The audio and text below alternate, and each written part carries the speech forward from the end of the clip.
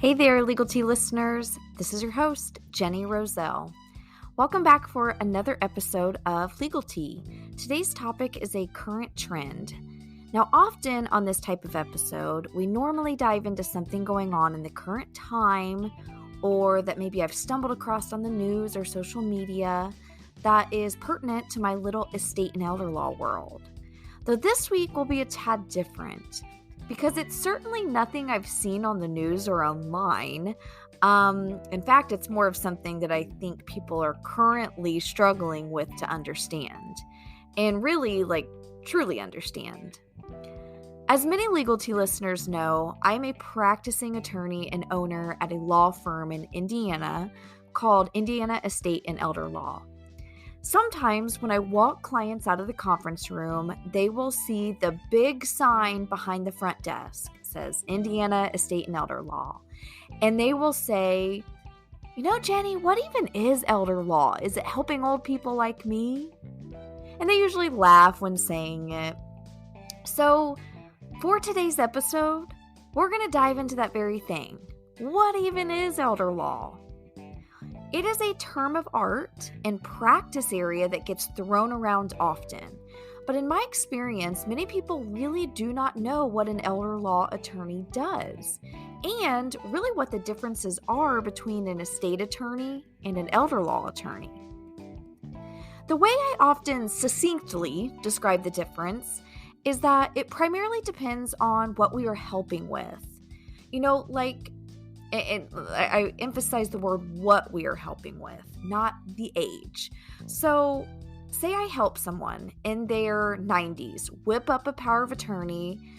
That's actually not elder law. That's just estate planning, even though they are in their 90s. So it's really just age dependent. It's not age dependent. That's the whole purpose of this. It's not age dependent. It's more dependent on what we are doing, which is what we're going to get into today. Interestingly, while most elder law attorneys are nearly always estate and estate planning attorneys, many estate and estate planning attorneys do not do elder law. Should I repeat that? Because it's really important. It's really important to know and understand that a heavy majority of elder law attorneys also do estate and estate planning, but a heavy majority of estate and estate planning attorneys do not do elder law. It's so true. So true. I know many other attorneys locally that happily assist clients with estate planning. But when it comes to elder law, they refer out to people like me. When I think of elder law, what I think of predominantly, at least, are two primary things. One, guardianship, and two, affording long-term care and navigating Medicaid. We're going to talk about both of those things here in a minute. But if something does not squarely fit into those two, we do actively try to create and maintain professional relationships with other people and organizations to assist in areas that some may think fall in that elder law realm, but don't actually fall into it. So just to give you a few examples, think of Medicare. People get Medicare and Medicaid confused all the time. Now, Medicare is a glorified health insurance for those over 65 years old. And there are a few exceptions to the whole 65 age, but they're very limited. For the sake of cleanliness, let's just say 65. Navigating Medicare is best served by professionals in the Medicare space that are usually not elder law attorneys. Sure, do I know enough about Medicare to deal with it if it directly relates to something I'm doing, say for Medicaid? Yes. But do I actually help people select what types of Medicare to get? No. Conversely, like I said, we do help with Medicaid, which is a totally different beast and totally different governmental program, to be honest. So say someone comes to me and needs help with Medicare. I can get them over to someone I know and trust in the space. Easy peasy. Am I actually doing anything for them? No. And maybe another example of all this is Social Security and like when to start taking it and not. That's something else that is quite pertinent to what I do and something I get questions about, but it's not what I do. Does that make sense? So maybe in other words, it relates to what I do as an elder law attorney, but we're not helping people navigate when and how to start collecting Social Security and, what types of plans there are with Medicare.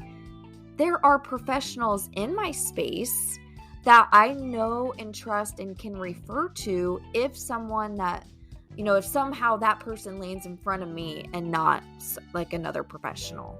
Does that make sense? I don't know if it does.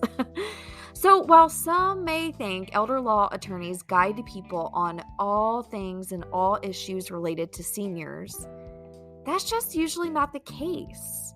But at the same time, we do equip ourselves with awesome resources and referrals to provide to clients for things that, normally speaking, elder law attorneys don't do. So let's anchor back to what we do normally do.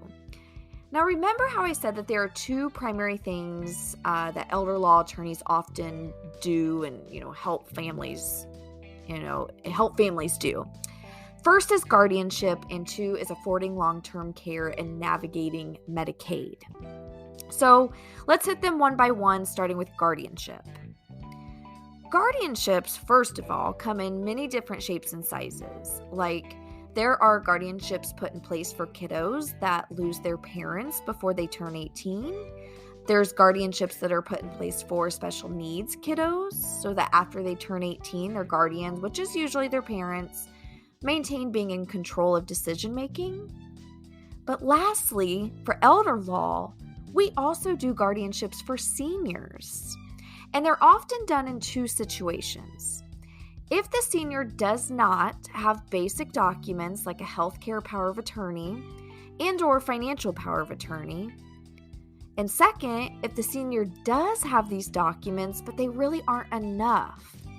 And I'll get to that in a second, what I mean by that. So let's start with the first one. Say a senior does not have documents and they get to a point that they, cognitively speaking, very likely are unable to make their own decisions, or at least decisions in their own best interest. Say someone has dementia. That person's not necessarily immediately out of luck to be able to do these sort of documents, but it's sure getting close to that door shutting. If someone does not have documents, a guardianship is really the only option at that point if someone is, say, they are past the point of being able to, have the sound mind of creating and signing estate planning documents. If we're at that point, a guardianship may be the only option to get someone in charge of that person's decisions. Now, say the senior does have documents, but like I said, they're really not enough or strong enough, maybe. I think this is best explained by an example. Now, I once had a client that had his basic documents in place, like a power of attorney, and later in life, he developed a very advanced form of dementia, and he really started doing things that put himself majorly at risk. Like, he actually put a pile of clothes in the microwave, turned it on, and let it go thinking it was the washing machine. He absolutely refused to leave his house, even though through many examples like this one, it was not appropriate for him to be there alone.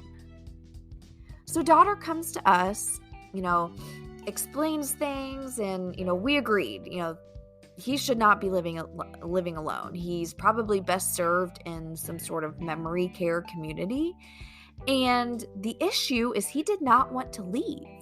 So really, at that point, the only way to, for a lack of a better way to describe it, force him to leave his house was to get someone, here the daughter, appointed as the guardian, because a guardianship is a court process where the judge says that, XYZ person's decisions are now in the hands of ABC person. So, yeah, unfortunately, because so many people fail to do even really basic estate planning documents, or they do them and develop an impairment that causes them to not operate in their own best interest, then a guardianship may be appropriate. And that's why many elder law attorneys help families obtain guardianship for their loved ones if they fit into these type of situations. The other big thing that elder law attorneys do is navigate paying for and affording long-term care through benefits like Medicaid. So that seems like a really fluffy way to say long-term care is really flippin' expensive. And when I say long-term care, what I mean by it is nursing homes, assisted living communities, and even home health care. If you want to know some numbers, like as what they cost, just Google it. And remember that as time passes, like everything, those will continue to increase over time, which is just crazy to think about to me because it's so expensive.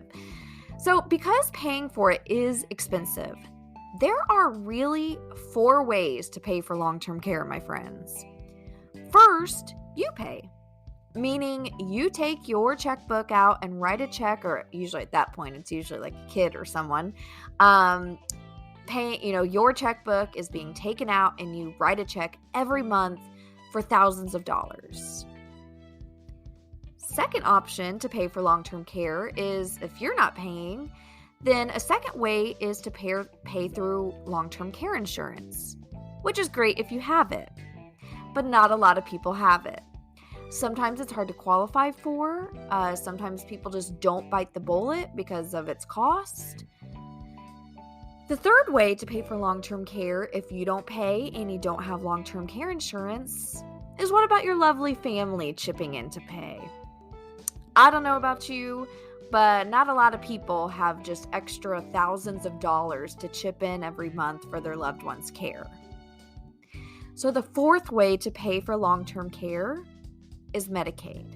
And not Medicare, my friends, Medicaid. I think it's important to clarify. Medicare will not pay for long-term care. They may pay for a really brief stint in rehab or hospice, but Medicare is not going to pay for long-term care. It's Medicaid that could be tapped into to pay for long-term care. So the thing about Medicaid is they have some very specific rules regarding how much someone has in income and in assets. And in order to be able to qualify for the benefit, they've got to meet those rules. And even beyond that, Medicaid has one set of rules for single individuals and a totally different set of rules for married couples. So even if you're married and even just one of you is requiring care, then it's the married couple rules that apply. So because of all of these different rules, 2 things come to mind.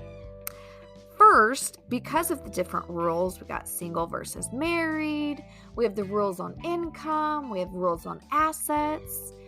Because of all of those, and every state is different too, so that's fun. So because of all this, there are so many misconceptions about Medicaid. Because if you talk to a family member or a friend that has navigated this before, they could very well have a minor fact that is just a little different that causes them to operate by different rules. So then you think you can do what they did and it won't work. So because of this, that is why elder law attorneys exist for Medicaid, which leads me to my second point. There's a lot to keep straight, right? And that's exactly why a lot of estate attorneys do not practice elder law, because it's a beast to keep up with. And kudos to them, honestly, for not trying to dabble in something that they don't want to fully embrace. Not to mention, Medicaid, like many fields of law, has ever-changing rules too. So much so that our local, my local elder law chapter of attorneys puts on an annual event to update us all on the different and new rules. So, if you remember, one of my last episodes here on Legal Tea was talking about those non attorneys doing Medicaid and how some states are really starting to come down on those non attorney Medicaid assistance companies.